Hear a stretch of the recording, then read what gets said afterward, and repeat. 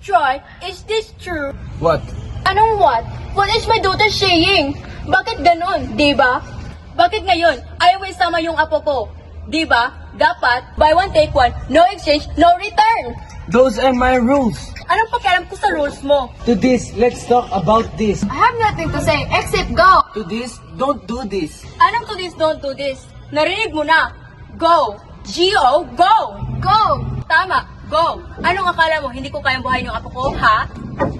Eh, hintayin na tong jeep na to, bababa na tong Troy na to. Oh, ano? Hoy! Tama na. Oh, come on. To this, let's talk about this. To this, let's talk. Hayaan na lang ang lalaking mga ganyan. Palibhasa kasi wala silang paninindigan. Tama! Dapat yung mga lalaking ganyan bumababa na lang. Kasi wala silang yung ganon. Oo, yung Troy na yun, walang ganon. Manong, para po. Bakit naihi ka? Manang para naiiraw siya. Tama, ako rin. Wala akong paninindigan. Kaya bababa na lang ako kasi wala akong ganun. Ha? Hindi. Meron kang ganon. Nakita ko, di ba?